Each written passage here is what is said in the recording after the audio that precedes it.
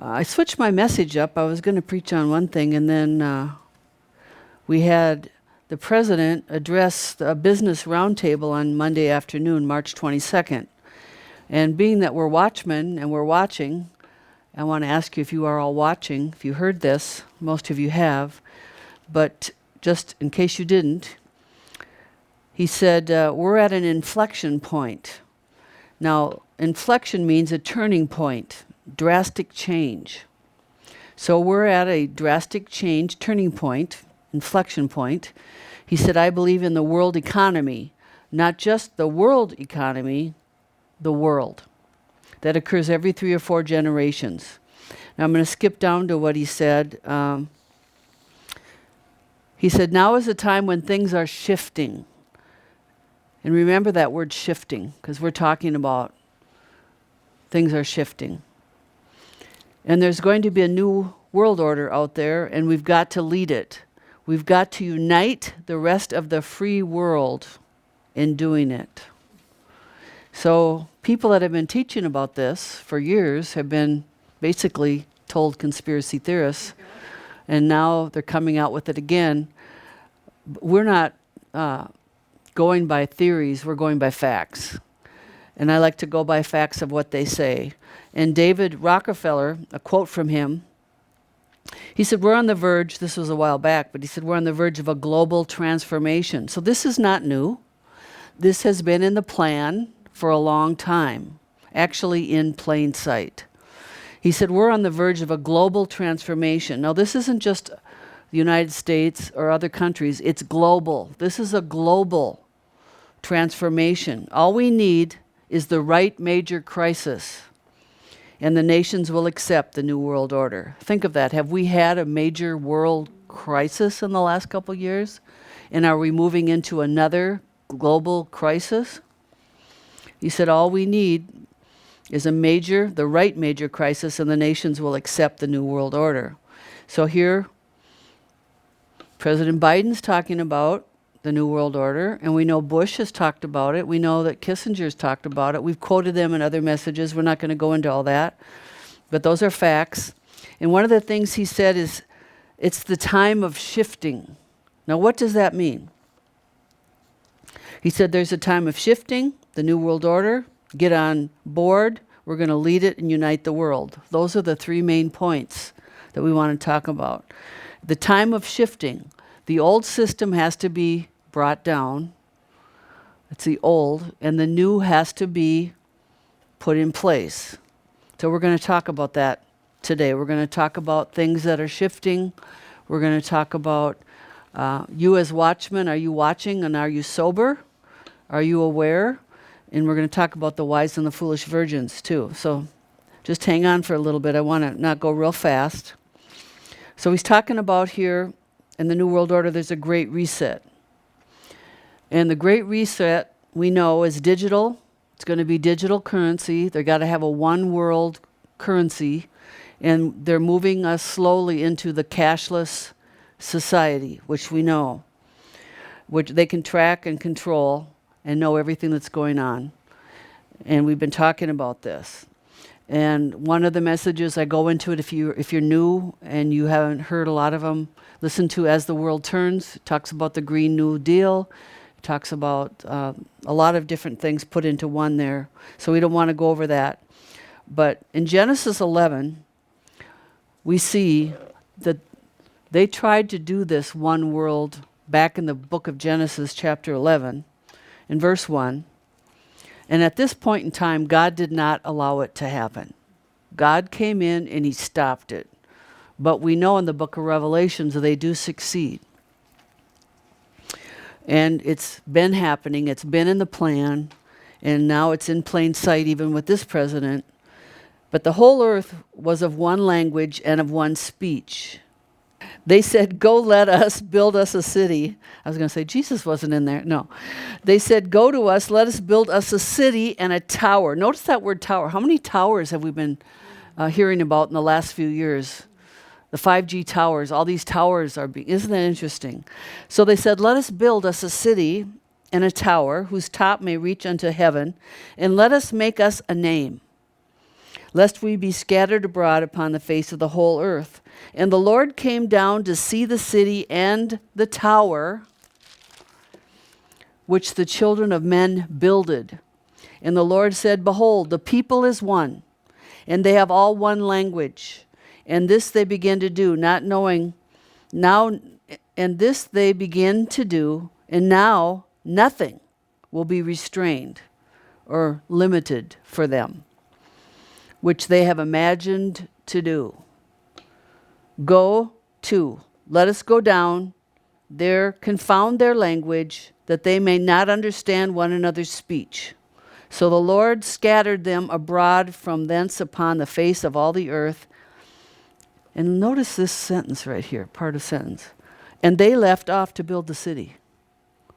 Even though he scattered them around, they never really stopped. I never saw that till today. And they left off to build the city. Even though they were scattered, they didn't stop. And they haven't stopped. They want a one world language. They want it back, the Tower of Babel. Therefore, it is the name called Babel, because the Lord did there confound the language of all the earth, and from thence did the Lord scatter them abroad upon the face of the earth. So now, what do they want to bring back? A one world again. So we see God didn't want them to have a one world, because he said then when they come together, they're going to, anything they imagine to do, they're going to be able to do it, because they have everybody thinking on the same page, doing the same thing, and he knew they were bent on evil, right? It reminds me of a song that was written by John Lennon over 50 years ago. Imagine there's no heaven. Now think about all the progressiveness that's gone on. There's no heaven. It's easy if you try. No hell. No heaven, no hell. Below us, above us only the sky. Now I'm not going to say the whole song, but imagine there's no countries.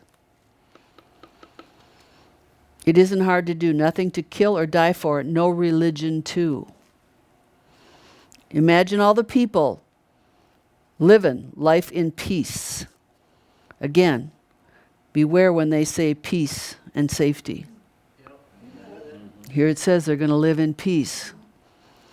Then he says, I hope someday you'll join us and the world will be as one. Then he goes on. Imagine no possessions. The World Economic Forum prediction that we will own nothing and be happy by 2030. What does that mean? No possessions.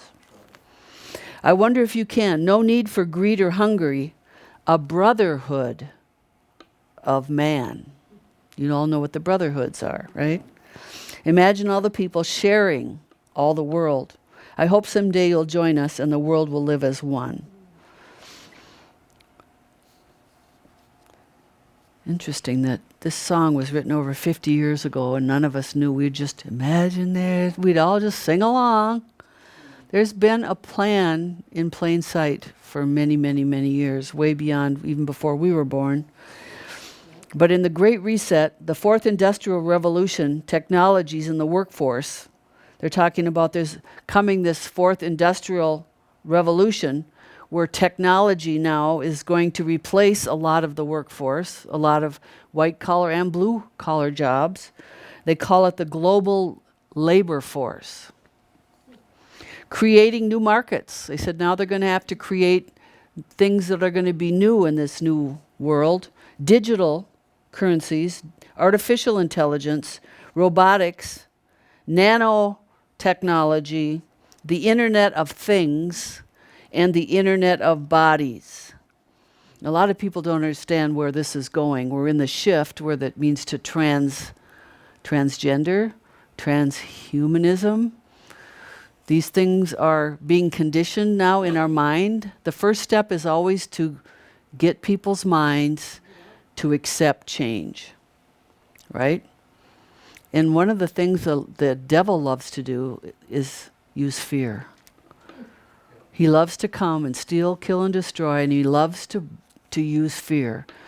To get people to do what the agendas are, right?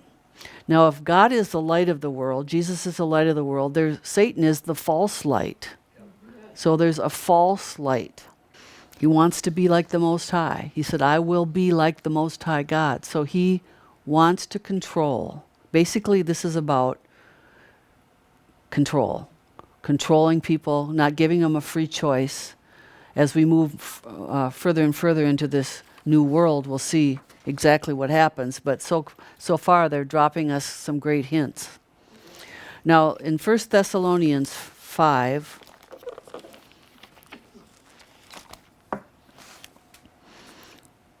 in verse 1, it says, But of the times and the seasons, brethren, you have no need that I write to you. For ourselves know perfectly that the day of the Lord so cometh as a thief in the night. Now, when thieves come, you don't know they're coming. Because if you knew they were coming, you'd turn a spotlight on, you'd catch them. But sometimes they come. We even had one steal stuff out of our neighbor's car over here. She didn't lock it. You got to lock stuff up today. But even then, they can break in. But you aren't planning for a thief to come. So he says, the day of the Lord's going to come. You're not going to know. People that tell you the day and the hour and the year, sorry, they're drinking something, but it's not the right spirit. But they aren't. Nobody knows. He said he's going to come as a thief in the night. For when shall they say peace and safety? When they say peace and safety, then sudden destruction cometh upon them, as travail upon a woman with child, and they shall not escape. God will deal with this in his timing. Unfortunately, it's not our timing. They're his enemies. They're not our enemies. They're his. This is a spiritual battle. This is a spiritual war. We wrestle not against flesh and blood, right? Principalities and powers. But you, brethren, you're not in darkness, that day should overtake you as a thief. You are all the children of light and the children of the day. We are not of the night nor of the darkness. Now here's the point I wanted to make. Therefore let us not sleep as others do, and let us watch and be sober. So when these news things come out, you need to be watching. And you need to be watching, seeing what they're saying, seeing what the plans are. Why? Is because God wants a people that is prepared. And if you're prepared because you've been watching and you're sober, you're not going to be deceived by all the propaganda and all the things that they're throwing your way to try to get you to be walking in fear and to also enter into the great deception that Matthew 24 talks about, let no man deceive you. So to sleep, it means to be relaxed, comfortable, careless. How many people do you know that are just careless? They don't want to hear truth. They don't want to hear warnings. They don't want to know anything they don't need to know, but it's going to be at their front doorstep. I like to be prepared, and I like to watch to see what's going on. And if I need to repent or change, if I've taught anything wrong, which I've done in the past, I want to get it right because we don't know when the Lord's coming. So we want to be ready. We want to make sure that our hearts are right, we've forgiven, we've repented, we've done everything we know to do, that we're in a state that if we should never wake up or something were to happen, we know where we're going and we know that our heart's right with the Lord, right? Amen. So we don't want to be careless. And here it says when they're sleeping, they're not alert. They're not watching. They're unconcerned. They don't care. How's this going to affect me? And they're spiritually lazy. This is all a sign of someone that's spiritually sleeping. So we're to watch and be sober. Now that word sober in the Greek means to be calm and level-headed in the times of stress. To be serious and to keep watch. And sometimes it gets heavy watching. Sometimes it gets a little discouraging. Sometimes to give warnings out isn't the greatest job in the world and you don't feel appreciated and no one likes to hear a warning. But those that have ears to hear and have heard it, they're glad they did because they won't be deceived. They won't be sucked into all the propaganda that's going on, and they've learned what's in man not to trust him, right? Amen. The Bible tells us Jesus knew what was in man. Now, we have to don't allow anything that dulls your senses and messes with your brain. When people get drunk, they don't remember things. They don't know where they are. I've never been a big drinker, or a drinker really, but in high school, I had 2 Colt 45s. I don't even know if they make those now. But my mom and dad caught me, and boy, I was in the toilet throwing up. And I don't know how I got home. I don't know, I don't remember anything. And boy, did I get in trouble. And my dad says, get good and drunk and have a terrible experience so you never do that again. Well, trust me, that kind of did it for me. I was like, that is not something I even want to experience again. I said, Mom, all I had was 2. She said, all it takes is 1. I'll never forget that. All it takes is 1. But you don't remember things, and alcohol slows down the brain.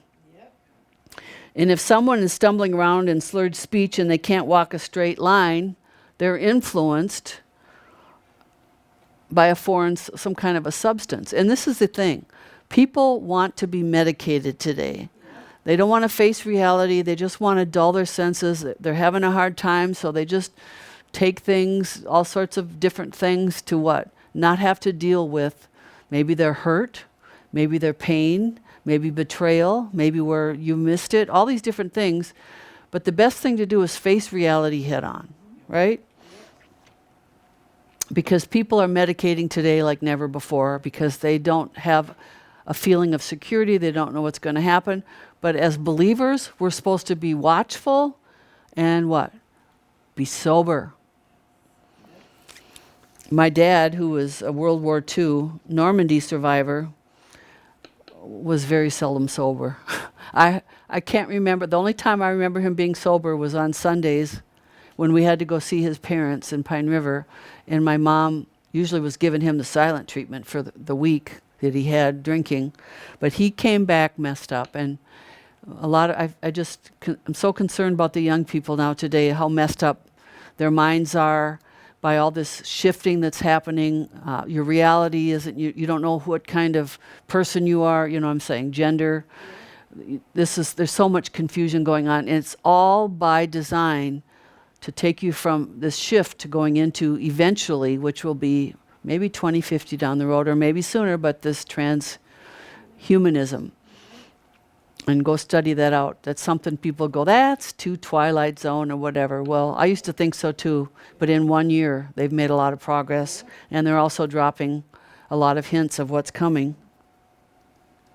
But he wasn't sober very much, and when he drank, it altered his personality. He was the nicest guy, but when he drank, he got mean, and he didn't remember what he did.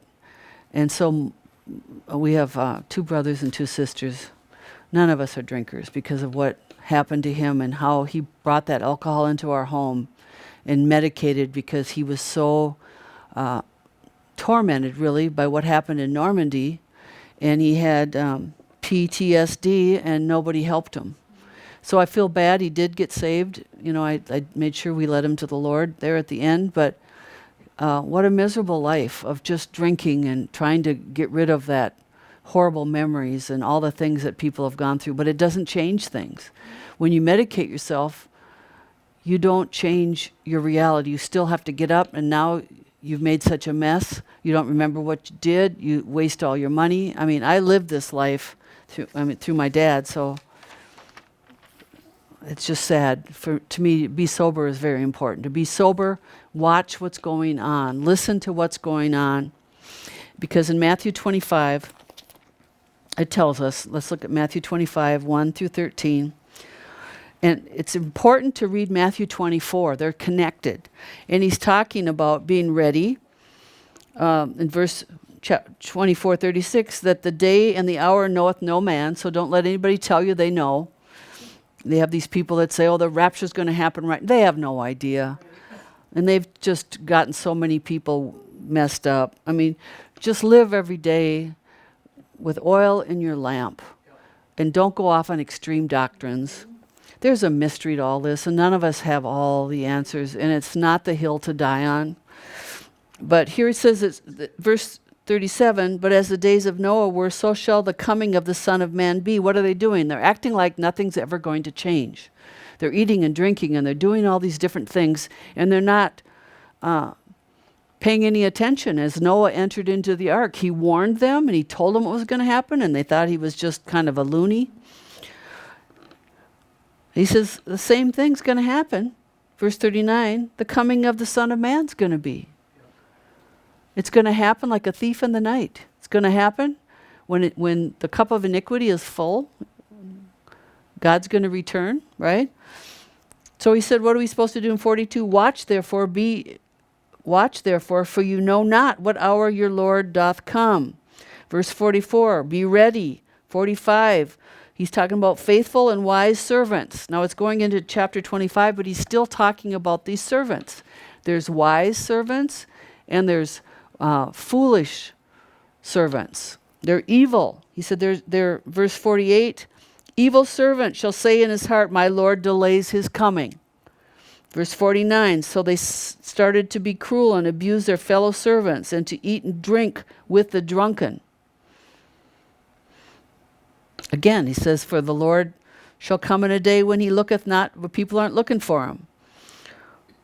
And so he said there's going to be hypocrites. There's going to be weeping and gnashing of teeth. Okay, so now 25, that's the setting we're going into. He said, so he's talking about 24 going into 25, shall the kingdom of heaven be likened unto 10 virgins which took their lamps and went forth to meet the bridegroom. 5 of them were wise and 5 were foolish. And they were foolish, took their lamps with no oil with them. Now when you take a lamp and you don't have any oil, you can't see. There's no light. So here's representing a bunch of people that have no oil. They're not walking with the Lord. They're not born again. They don't have any oil. And because no oil in your lamp means no light. We are to be lights, right? We're supposed to be lights, and we're supposed to be telling people in this day and hour, warning them, letting them know things are happening on the earth. We're coming into some shifting, some changing.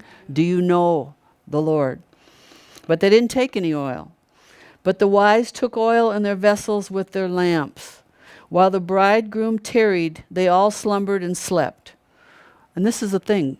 People think, oh, Jesus is coming back. We've heard that since I was a little kid. I heard Jesus is coming back.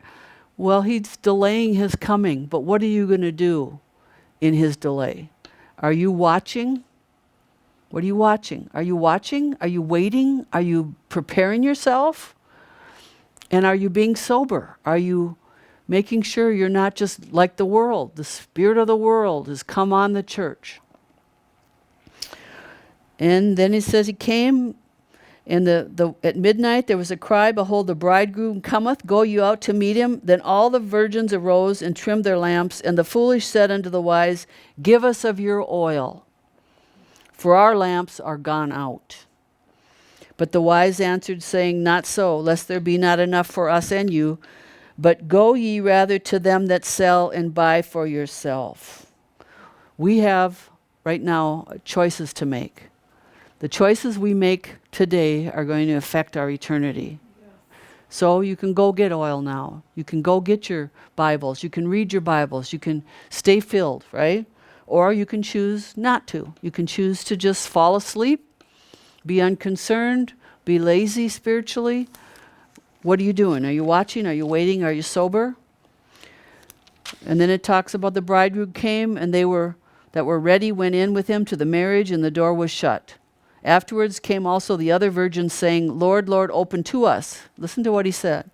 But he answered and said, verily I say unto you, I know you not.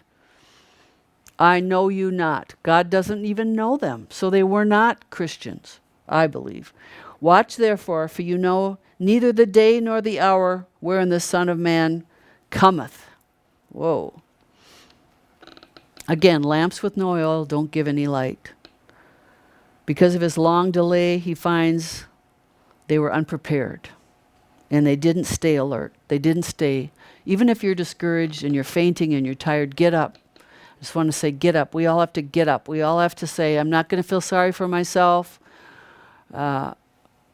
People are persecuting. People don't want to hear. My kids are backslidden, going in, living with people. That's all I hear from parents now. I raised them, and now they're all living together. Wow, what's happening? Just still be a light. Do what you can do. Don't get discouraged. You got to, and there's discouraging times. But when we're weary and well-doing, we have to look to the Lord who gives us strength. Because we can all get weary. Battle fatigue. You get tired of fighting. But they didn't stay alert. They weren't watching, and they weren't ready. Somebody that's always prepared, I was thinking about it, is firemen. Firemen are trained that when that bell goes off or the radio or whatever, that they have clothes sometimes set aside, they are prepared, they are ready to go put out that fire wherever it might be. And that's how we have to be. We have to be prepared spiritually, mentally. Why is God warning us now? Because we have to prepare mentally for the changes that we're seeing, not only on the earth, but also with our children, with our grandchildren, with the education system, the things that they're coming home and they're being taught. It's just like, if you don't know what's happening, if you're not listening, if you're not watching, it's like that frog that just, gets boiled to death. It's just little by little by little, because they're not aware. People are not aware of what's really going on. But the wise had enough oil to last. And when you're walking with the Lord and you're abiding in Him and He's abiding in you, we're going to have enough oil to last through the night, whatever the night is. That oil will keep you. That relationship that you have with the Lord will keep you stable, regardless of what comes, regardless of what these presidents are doing, regardless of the wars, the rumors of the war. They're saying there's going to be food shortages. All these different things can throw you off.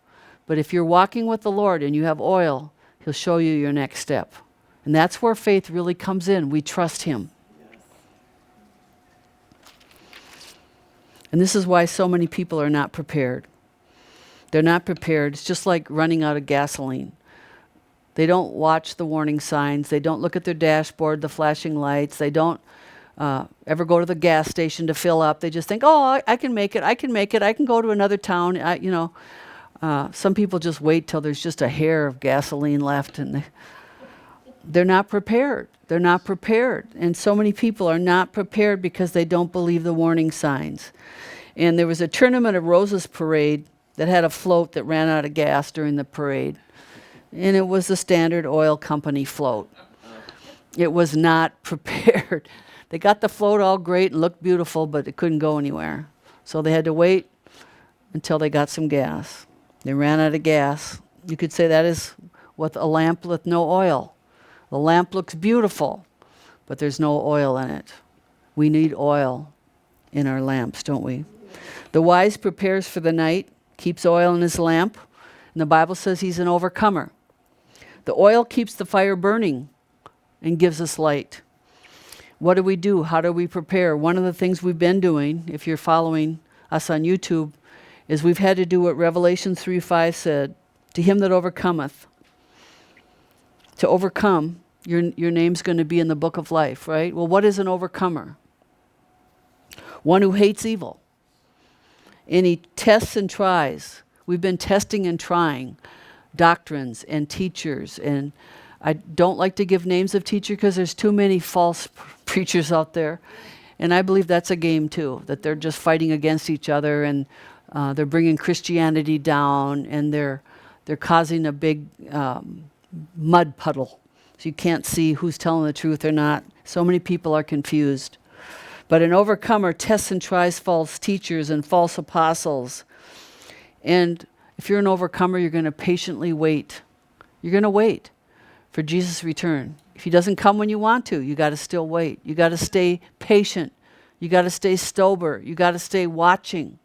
Stay filled with oil even when He delays His coming. And when you're under pressure and trial, you keep watching. When you're discouraged, you keep watching. When people leave you, you keep watching. You keep waiting. Why? We're looking for Him. Yes. Though none go with me, still I will follow. I have decided to follow Jesus.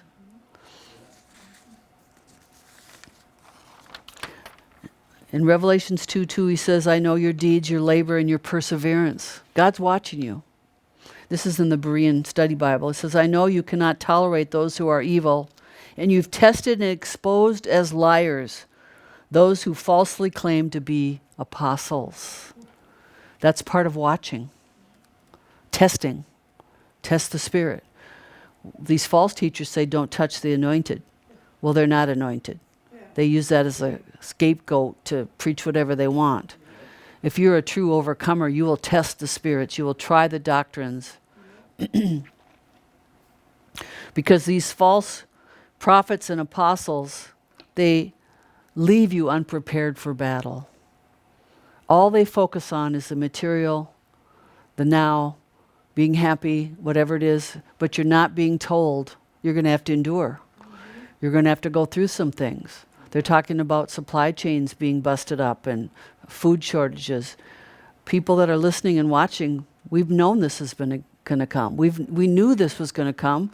We've been watching. We know what their plans are. This is all new. You're going to be totally off guard, because if you're listening to the false apostles, they're just telling you to live your best life now. Well, what about the life to come? So you're not prepared. You're not mentally ready, and you're not prepared by the propaganda. I did a whole message on the propaganda, how they use the media. You're not prepared mentally. So people are caving. They're falling in. These false people have seduced God's people by saying peace. Peace. We want one world system of peace, right? In the Hebrew, that means ease, safety, and rest. Happy, healthy, and prosperous. Beware when they say peace. The result, the people trust a lie. They trust what these false prophets are saying, and they're not prepared for battle. They're not prepared for this new order that's coming, that we're in. And I want to close with the 10-point charter of Alice Bailey. People have been asking me to say this again, and the plan of the New World Order. And I'm not going through all of it, but this is if you want to look it up, part of what I wanted to say is, because it's the shift that we've been hearing about, we're in a transition where there's going to be new infrastructure. So guess what? The old has to be torn down. To watch Roberta's messages, you can see her on YouTube at Roberta Morrison. Roberta Morrison 2, the backup channel. Living in His Presence Church on Rumble.